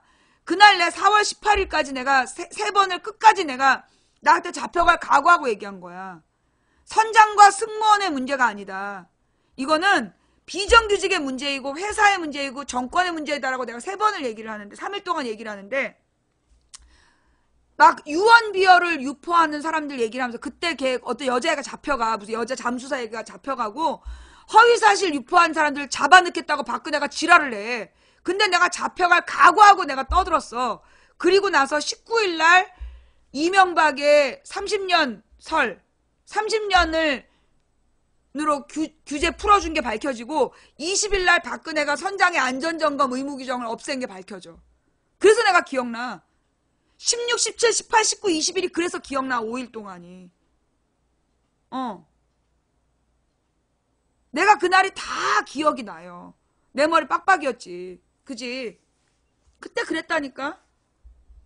그래서 내가 그 3일 동안 얘기하면서 방향을 잡았고 지금 결국 그게 다 밝혀진 거죠. 근데 아직 다 안 밝혀진 부분이 그 3시간 부분이야. 우리가 지금 계속 집중해서 찾아야 되는 건 그 전날 9시에 왜 세월호가 출항했느냐와 그 다음에 당일날 아침 3시간 동안 왜 정부에서 아무 조치도 안 했냐? 구조 지시가 왜 10시 반에 내려졌냐? 왜 탈출 지시를 내리지 않았냐? 아무도. 요 부분이 우리가 밝혀내야 될 부분이야. 지금 선장이 책임졌다 지랄하지 말라고 그래. 인천의 말단 공무원을 잡아넣었어? 지랄하지 말라고 그래. 걔 다른 문제로 집어넣어놓고 핑계댄 거 아니야? 내가 알고 있기로 세월호로 공무원 책임진 사람 아무도 없어. 예. 내가 4월 16, 17, 18일 방송한 거 찾아봐. 그게 증거야. 그때 무슨 일이 있었는지 증거라고. 유튜브에 있지. 내가 4월 18일 마지막에 방송을 정리하면서 요점 정리를 해. 이게 박근혜 죄입니까? 누가 질문을 해. 거기에 대해서 내가 답변을 하지. 박근혜 죄지. 왜? 이건 박근혜가 직접 저지른 죄가 아니라 박근혜가 무능한 10세들을 제자리에 앉히면 안 되는 자리에 앉혀놓고 그것들이 잘못을 해서 이 사고가 발생했으니 결국 박근혜의 죄다.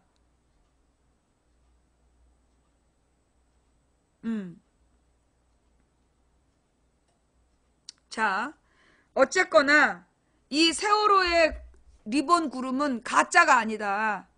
예, 이걸 촬영한 사람이 한 사람이 아니야. 그 구름을 다른 각도에서 촬영한 사람이 또 있어.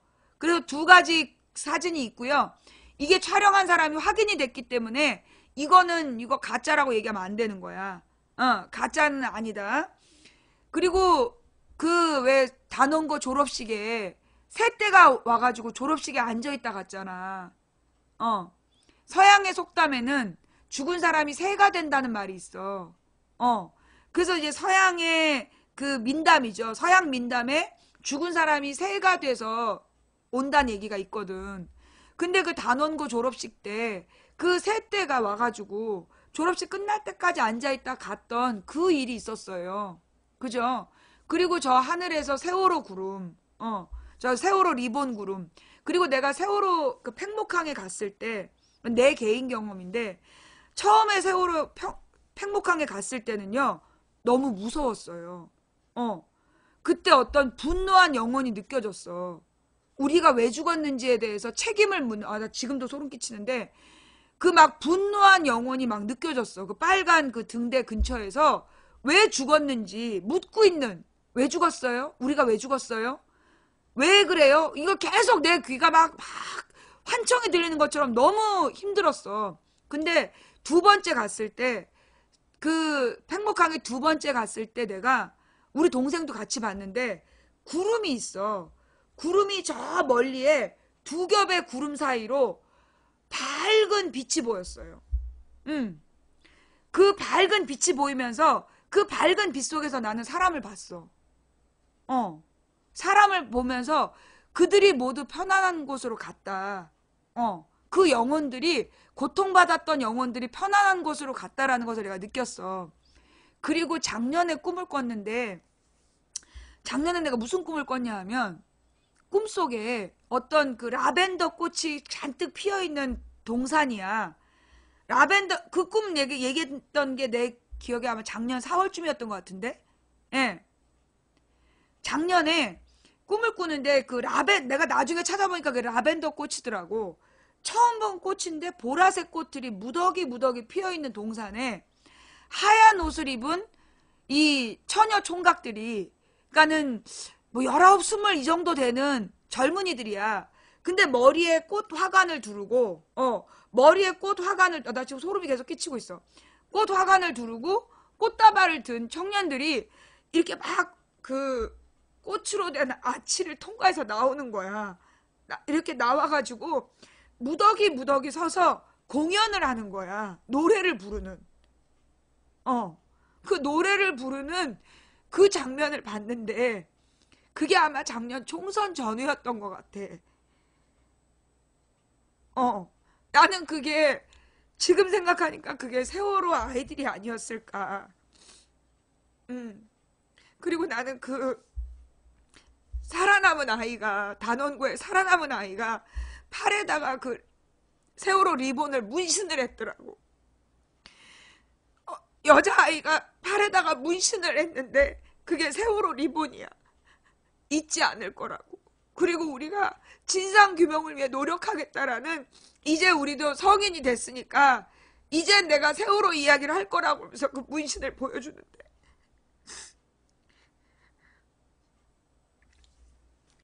그렇게 해서 나는 지금의 젊은 세대를 세월호 세대라고 생각해요. 우리 딸이 버스를 타는데 어떤 아저씨가 얘야 그럼 묻더래. 그래서 네 그랬더니 요즘엔 가방에 저게 다 달려서 나오니? 그리고 묻더라는 거야. 그게 뭐냐면 이 리본이 아이들의 가방에 다 달려 있었던 거야. 고등학생들이 집에 가는 마을버스 안에서 고등학생들의 가방에 모두 세월호 리본이 달려 있었대. 그러니까 그 어른이 요즘엔 이게 다 달려서 나오니? 라고 묻더라는 거야. 그래서 우리 딸이 이렇게 돌아보니까 모두가 다 그 리본을 아이들이 달고 있더래요. 그래서 나는 지금의 이 젊은 세대가 세월호 세대라고 생각해. 우리가 그 가운데, 그러니까 우리는 이미 기성세대화 됐고, 그 소위 30대까지, 우리가 사실 20, 30대의 삶을 망친 주범이 우리라고 생각해요. 나는 내 나이, 나보다 지금의 40대, 50대가 20, 30대의 삶을 망친 주범이라고 생각해. 우리가 그 젊은이들의 가능성과 도전 정신과 그들의 꿈과 희망을 짓밟은 게 우리 세대라고 봐. 그런데 세월호 사건이 터지면서 그 당시에 그 젊은 10대 애들이 이제 어른들이 가만히 있으라고 해서 가만히 있지 않겠다를 선언했고 가만히 있지 않겠다는 세대가 이 박근혜 탄핵에도 나는 영향을 미쳤다라고 봐요. 그리고 이 친구들이 그 20대와 그러니까 뭐 20대 후반에서 30대 그들이 이 꼰대들이 만들어 놓은 체제에서 너무나 무기력하게 자신의 영혼들을 죽여갔던 그 시대를 반성하면서 나는 이 아이들이 새로운 시대를 열어갈 거라고 생각해. 그래서 우리 어른들이 그 10대 아이들에게 대학을 가라, 대기업에 들어가라, 회사원이 되라 라고 요구하면 난 안 된다고 생각해. 지금 명문대를 나와서 회사원이 되면 행복하지 않아. 어차피 대주주들이 아닌 다음에는 그 회사에 들어가는 순간부터 뭐가 되냐? 거기서 자괴감을 느끼는 거야. 왜? 자기보다 훨씬 능력 없는 새끼가 낙하산 타고 내려와서 기획실장하고 앉아있고 뼈 빠지게 밤새도록 며칠 밤을 새가지고 몇 달 밤을 새워서 만든 프로젝트 윗대가리 새끼들 상무 자식 이사 자식들이 가져가 버리고 거기서 느끼는 그 자괴감에 느끼다 대머리 되고 술 빼 나오고 나중에 간경화 걸리고 그래서 결국은 나중에 명예퇴직 되는 거 아니야. 정리해고 대상 되는 거. 우리가 왜 우리 아이들에게 그걸 요구하냐고. 그들이 만든 회사에 들어가서 그 도구가 되라고 얘기하지 말잔 말이에요. 세상을 깨라. 세상의 틀을 깨고 너희들이 만들고 싶은 세상을 너희들 손으로 만들어라. 중요한 건 너희들이 만들지 않으면 아무도 만들어주지 않는다. 이게 중요한 거예요. 우리가 정권을 바꾼다고 해서 모든 문제가 해결된다고 전 생각하지 않아요. 누가 대통령이 되든 다음 대통령이 박근혜와 새누리일당을 전부 다 쓸어버리냐? 쓸어버릴 수 없어요. 그게 정치적 한계라는 거예요. 그걸 쓸어버리면 복수의 정치라는 둥, 보복의 정치라는 둥, 그러면서 이 종편이 날마다 들고 깔 거고 정권을 바꿔도 생활이 나아지지 않은 사람들은 실망하겠죠. 그리고 그 책임을 그 정권에게 묻겠지. 그래서 그 정권에게 모든 무능의 책임을 물어서 다시는 민주세력에게 권력을 주지 말자. 그래도 부패에도 유능한 보수다. 이러면서 또 정권 바꿔주려고 할 거 아니야. 그게 걔네들의 시나리오 아니겠어요? 그런 노름에 빠져들지 말라고. 틀림없어. 근데 니네들이 모르는 게 있어. 나 망치 부인. 나는 지난 12년 동안을 다 기억하고 있어. 나는 대한민국에서 2004년부터 벌어진 일을 13년이지 2004년 2004년 3월 2일부터 벌어진 모든 일을 나는 다 기억하고 있어. 그리고 니네가 어떻게 국민을 속였고 어떻게 정치적으로 장난질을 쳤는지 나는 다 알아. 이번에도 너네들 계획이 있었잖아. 그 계획을 내가 번번이 한 달 전에 미리 맞췄지. 그래서 니네가 진 거야. 너네 탄핵 기각될 줄 알았지? 그리고 너네가 멋있게 복귀할 줄 알았지? 내가 너네들을 43년 동안 관찰해왔고 이 야권을 29년 동안 관찰해왔어. 그래서 내가 다 알아. 니네도 알고 얘네도 알아. 내가 둘 다 알기 때문에 무슨 일이 벌어질지 예측이 가능한 거야.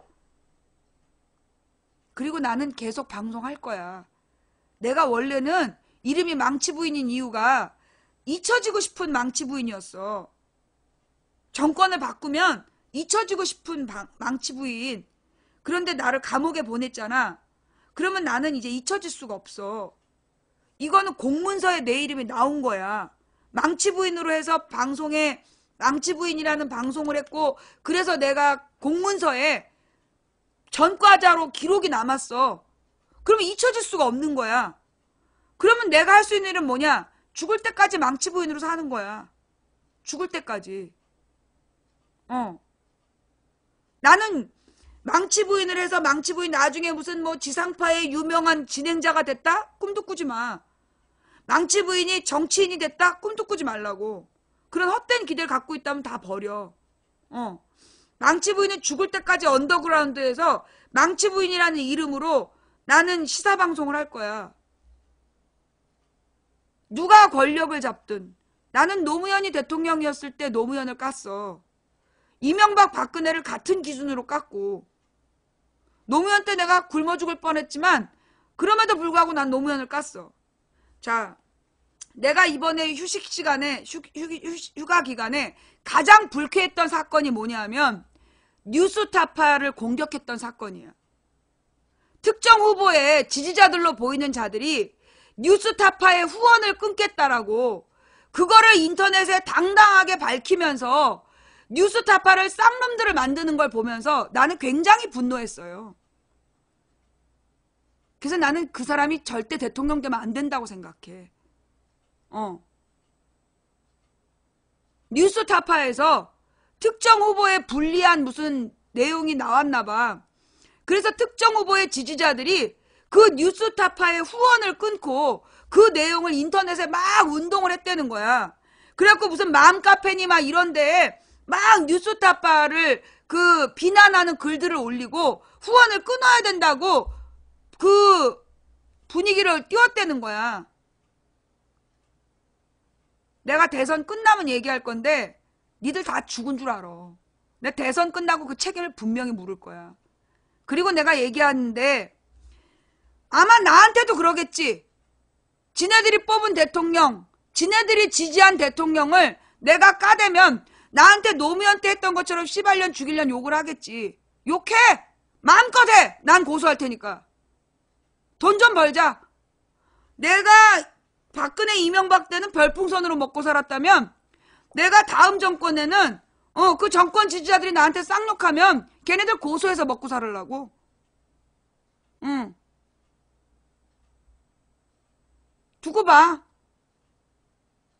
다음 정권 되면 니네가 또 뉴스타파 갈아엎듯 나한테 후원을 안 하겠다는 둥 미친년 씨발년 쌍욕을 하겠지. 마음껏 해봐. 욕 한마디 한마디 다 고소할 테니까. 근데 나는 그런 생각이 들어요. 걔네들이 정말 그 지지자 맞을까? 곰곰이 생각해보면 뉴스타파를 끊어서 유리한 게 누구겠어? 뉴스타파한테 철저히 해부당한 누구? 국정원. 뉴스타파를 그렇게 미워하는 그들이 누구겠어? 뉴스타파에 의해서 모든 본질이 드러났던 국정원 아니겠냐고.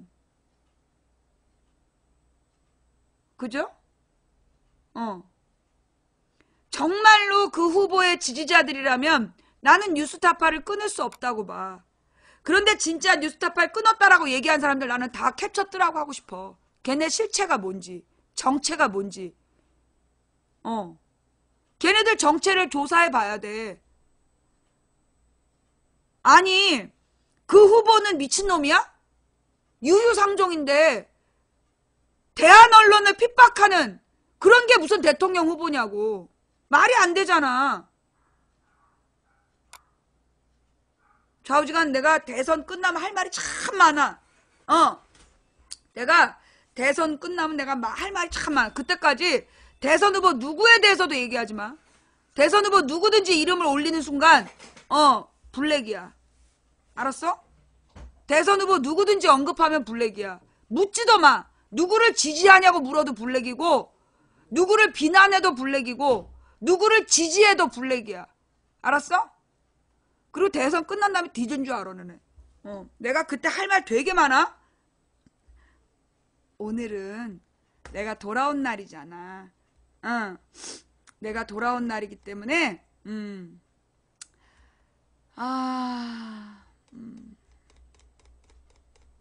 무슨 노래로 마무리를 할까요? 자, 오늘 3시부터 보내드린 망치 부인의 시사 수다방이었습니다. 예, 자, 어떻게 보셨어요? 볼만 하셨나요? 시즌 11일에 하면 뭐 특별한 줄 알았더니 특별할 게 어딨어. 그냥 쉬러 가느라고 하는 말이지. 그런데 이번 시즌에는요, 시사 방송만 하는 게 아니라, 다음 주에는, 다음 주? 벚꽃이 피면 19번 도로에 벚꽃 길을 내가 보여줄게요. 예. 벚꽃이 피면 벚꽃길 드라이브 하면서 그 벚꽃길도 보여주고 모바일로 생활 이야기도 많이 하고 그리고 일주일에 한 번은 그 인생 상담 시간을 갖도록 할게요. 예. 일주일에 한 번은 인생 상담 시간을 가져서 밤 시간에 그 인생 상담을 하도록 하겠습니다. 그 인생 상담 날짜는요. 제가 내일 집회는 못 나가요. 만약에 그 집회에서 구호가 외쳐지고 그게 선거와 연관되면 나는 거기 갈 자격이 없기 때문에 나는 그 집회에 못 나가요. 그래서 대선 끝날 때까지는 광장에선 저를 볼 수 없어요. 26일 날 저녁, 일요일 저녁 때, 일요일 저녁 때 인생 상담 할게요. 예. 일요일 밤에 인생 상담 할 테니까 그 망치 부인한테 그 상담하고 싶은 이야기를 텔레그램으로 보내주시는데 꼭 인생 상담이라고 머리글을 쓰셔야 돼요. 인생 상담 쓰시고 내용을 쓰시는데 너무 길게 쓰면 내가 다 못 봐.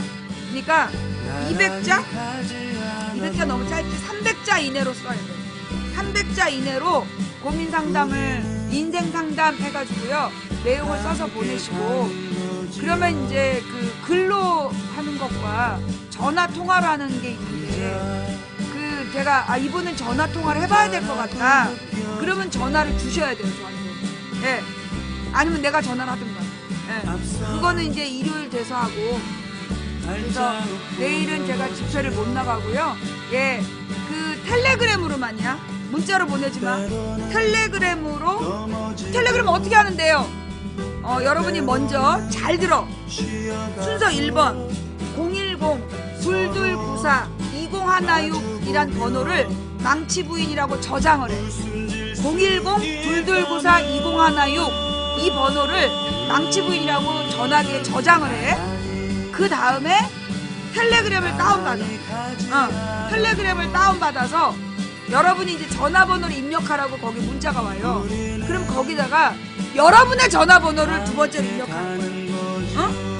그 텔레그램에서 전화번호 입력하라 그러면 여러분의 전화번호를 입력해야 돼. 그러면 여러분 전화로 텔레그램 비밀 코드가 가. 그러면 여러분 전화기에 텔레그램이 깔리는 거야. 그리고 하루를 기다리면 내 번호가 떠.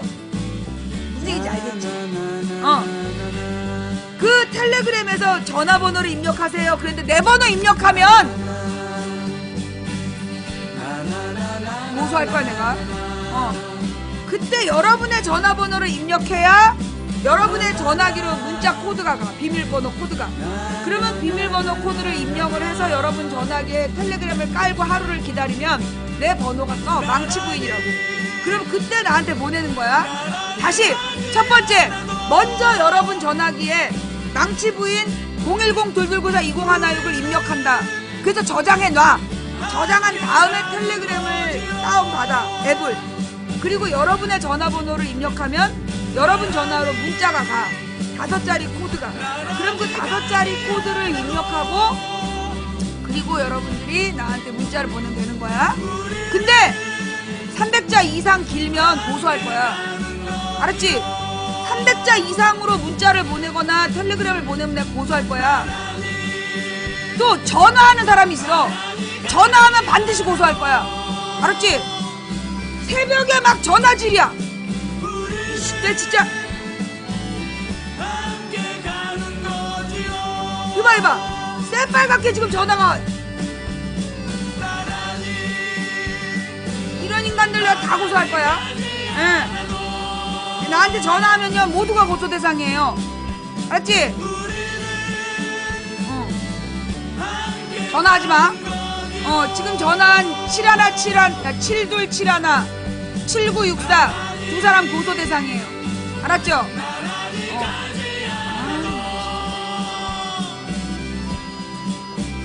전화는 안 돼. 이건 문자만 할 수 있어. 알았지? 분명히 얘기했어. 그리고 전화하면 모두 차단돼. 차단되면 문자도 못해. 알지? 전화 버튼이 눌려지면 모두가 차단이 돼. 그럼 문자도 못한다고. 알았지? 뭔 말인지 알아? 그리고 텔레그램으로 너무 자주 보내지 마. 뭐 이렇게 300자 이내로 하루에 한 번 정도 보내야지. 막 쓸데없이 막 자주 보내고 그리고 막 사랑합니다 어쩌다 이런 얘기 자주 보내지 마. 막 잘생긴 남자 사진 걸어놓고 사랑한다고 어쩌다고 자꾸 그러면 딸내미랑 밥 먹고 있는데 텔레그램으로 그 얼굴이랑 막 떠. 이씨 진짜 그러면 안 돼. 응. 010-2294-2016인데 이건 문자만 보내는 거야. 전화하면 전부 다 내가 받지도 않고 전부 차단해. 알았지? 자, 예. 오늘 방송은 여기까지 할게요. 오늘도 시청해주신 모든 분들께 감사드립니다. 자, 여러분. 세월호가 인양되는 거 보면서 느낀 것들 없어? 된다고 믿든 안 된다고 믿든 우리 믿음대로 된다. 한 사람이 꾸는 꿈은 꿈일 뿐이지만 백인이 꾸고 만인이 꾸면 현실이 된다. 중지동천, 무리가 모여 뜻을 모으면 하늘을 움직일 수 있다. 누군가 포기해서 오늘 우리의 절망이 싹텄다면 우리가 포기하지 않으면 내일의 역사를 우리 손으로 쓸 수 있다. 이기기 어려운 싸움에서 지지 않는 단 하나의 방법은 싸움을 포기하지 않는 것이다. 민주주의는 아주 무거운 수레를 밀고 끝없이 높은 언덕을 올라가는 것과 같아요. 밀고 올라가는 거야. 멈추는 순간 우린 다 죽는 거죠. 힘들지요? 그러나 여러분은 혼자가 아닙니다. 우리가 모두 같이 가기 때문에 우리는 이 길을 갈 수 있어요. 자, 우리 그 먼 훗날 오늘을 돌아보면서 부끄럽지 않게 후회 없는 하루를 살았다라고 이야기하기 위해서 다음 주에도 모이시고요. 일요일 밤 8시 망치부인의 인생수다방. 일요일 밤 8시 망치부인의 인생수다방으로 만나요. 고맙습니다. 망치부인이었습니다. 일요일 밤에는 인생상담 내가 허락된 사람한테만 전화를 받을게요. 알았죠? 망치부인이었습니다. 감사합니다.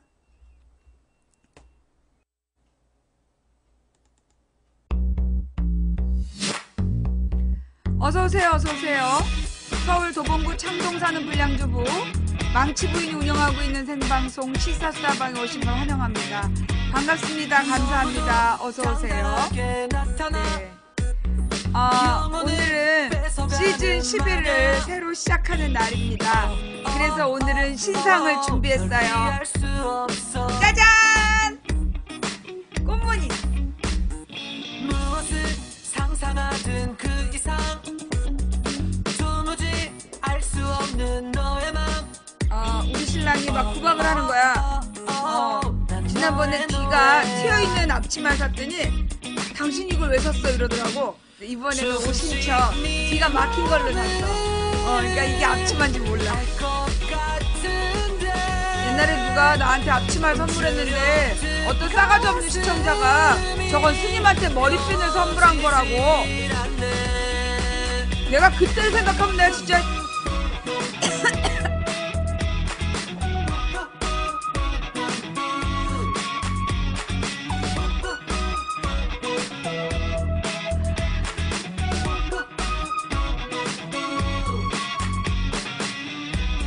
뭐 완전 적절한 비유?